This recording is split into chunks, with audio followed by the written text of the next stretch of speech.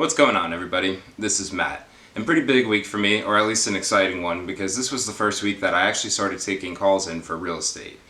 Now, I'm going to use that taking calls a little lightly. I'll go into the detail here, and that's actually what this video is about. So what I want to cover today is how these calls are coming into me already with my first week of real estate, but what I'm also doing to try to get that number of calls that are coming into me up and ultimately get my business started a little bit sooner than later.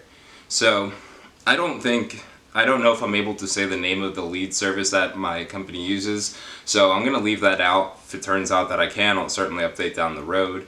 But essentially right now what it is to kind of explain it, I'm on a team of about 5 people. My kind of like leader of the team pays a service to send us calls throughout the day, or when calls come in. Usually it's for people with like a question, looking to view a property, things along those lines, and first come, first serve. So whoever answers the phone is the one that gets the lead. They're the one that takes over it and owns the relationship moving forward, unless they're not available or anything along those lines.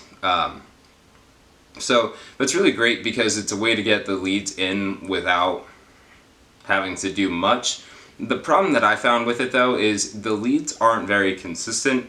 As of now, it's 3 o'clock in the afternoon and I haven't gotten a single phone call today, so that means nobody's gotten a call today, where yesterday and the day before there was already like 3 calls in. Also too, the people on my team are very fast, and so I've only been able to connect with like one person and they already had an agent, so it didn't work out. So that's a great service to have, and it's important to me to have something like that because what I ultimately want to start doing is building a book of business so that I can have clients that I've worked with, hopefully have a great experience with them so that they can tell their friends about me. And I think that's what's going to be the most successful route, because I've been asking a lot of different people what they use for lead sources, what's the most effective way to get new clients, what's the most effective way to get your phone ringing, things like that. And you hear a mix. Obviously different strokes for different folks, so it's not always going to be the same.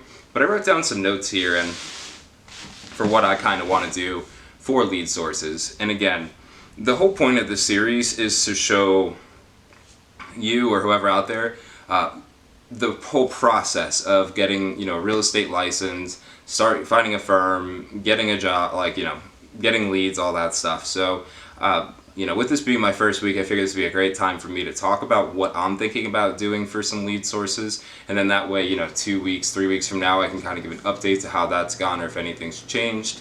So this way you're seeing it more or less in real time. If you're following along, perfect. If you're not, that's okay. If you see this years from now, hopefully it'll still help you out. So what I mostly have been trying to do is just network with my friends and family. So just letting everybody I can know that I'm an agent, so updating like Facebook statuses, LinkedIn status, posting about it on Instagram, making sure everybody knows that I'm an agent. Even today, I got my hair cut, and the lady very well knows that I'm a real estate agent. I actually gave her a few business cards in case anybody she knows is looking for a house, because we have a good relationship. I think even though I'm new, I think she still knows that I'm willing and able to put in as much work as I can to help people out. Because at the end of the day, that's going to be my strategy more than anything, is just to be that agent that takes the extra step. If I'm already working with somebody and they're already helping me make a living, I really don't see why I would never take the extra step for them or give them my undivided attention. So that is something that I'm going to work on once clients actually start coming my way, to make sure that I'm not just building one-off conversations, I'm building long-lasting relationships, because that's what I feel is going to be most beneficial. The other thing that I've done, I heard about Facebook and Google ads as a way to get some leads. I haven't tried any of the ads yet, but what I did is I did create a Facebook page, and I'm having little issues with it, with changing my name to make it all correct and whatnot. That's besides the point. Because that was actually very surprising. Within 3 days the page got 80 likes, and I'm no super trendy guy or anything along those lines, so that is more likes than I anticipated, which is awesome, and I'm very appreciative of that. People from that I went to school with when I lived in New Jersey liked the page. People that I went to high school with in North Carolina liked the page, college friends. The fraternity leader of my fraternity likes the page, and it's very helpful. And so it's been just awesome. People have even left me reviews saying like, great person, we know Matt will always give you the best. And it's like, wow, people are really more supportive than I would have anticipated, which, and I always anticipate people being supportive. I don't want to undermine that. But people are like really helpful with this. And it's great because all it takes is just being nice and talking to somebody. So I think Facebook is going to be my other strategy that works very well. Well, I hope it works well. We'll see. I hear it's a cheap way of getting some leads in. Don't know for sure, but we'll see. I'm also kind of rushing through this. Today's Valentine's Day. I have a little bit of a late start, so I want to get this video in. Probably won't edit it today or anything like that, but that's besides the point. That's why I'm talking a little quicker. One of the other avenues, so two avenues, these are kind of similar, kind of not, whatever. I've been networking with a lot of people on the website BiggerPockets. If you're not familiar with them, real short synopsis is they are a real estate education website where it's just a bunch of people that are involved, whether you're an investor, property manager, mortgage lender, agent, newbie, whatever. They are the best community for learning about real estate that I've been able to find, and you really have so much access to information for free with them. They have pro member services, but again, we won't get into that today. So I've just been reaching out to people on BiggerPockets and seeing like who's in Charlotte, North Carolina. Maybe it's an investor that's looking for a new property. Maybe it's somebody that's, I don't know, looking to list something in Charlotte, or a new mortgage lender, so that this way I can network with the mortgage lender. So that's been another pretty good resource. Haven't had any traction like that so far. I had one person message me about maybe looking into an investment property, but I may have messed up and told them that, well, I did tell them I was a new agent, but I said, I'm new here, I'd love to help, I'm really looking for this kind of experience, even if it's just setting you up with a search. I don't want this to be a sales pitch because I'm new and I want to help. And so that, I guess, didn't fly over well. I'll keep you posted on that one. But I hear that's a good one as well, again, because it's not necessarily just people looking to buy and sell houses. It'll also be looking at investors, which to me is going to be a big person to network with for two reasons. One is because I do want to start investing in real estate once I get this agent ball rolling.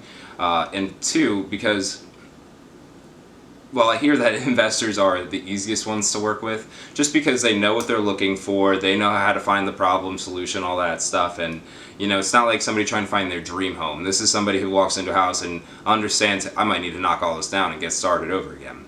Also, investors are going to be the ones that are buying if a recession ever happens. So they're going to buy and sell really regardless what the economy conditions are, where for regular people buying a house, their attraction might slow and speed up just depending on what the market's doing. So that's why BiggerPockets, I feel like, is going to become a valuable resource for me. A lot of people, though, from what I've heard, I even reached out. I was in a fraternity in college, so I reached out to like the national group to see what was, people said about lead generations. And they did talk about door knocking.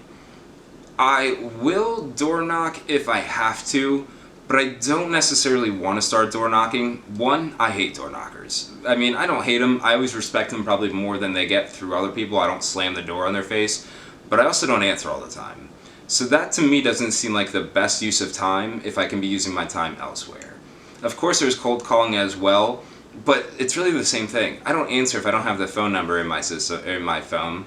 And if they call me and they're trying to sell me something, odds are I'm just going to hang up in the first like 2 seconds of the conversation. So I don't really know if those are, they might have been effective 10, 15 years ago.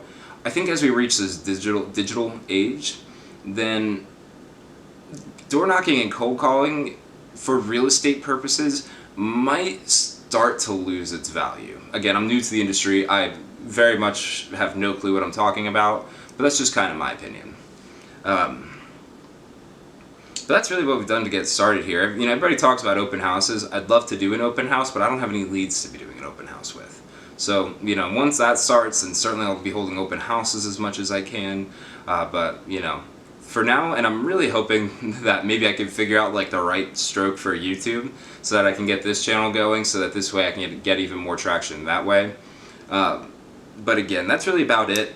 really just wanted to keep you updated so you could see exactly where I am in my process. These are my thoughts moving forward. So again, biggest focus is going to be mostly on like Facebook, Bigger Pockets, friends and family for networking. I've also been just dropping business cards in like all the bathrooms at like breweries and whatnot that I go to, so that way maybe somebody needs an agent and they'll be like, oh, this cool guy, he went to that same brewery I went to. I don't know.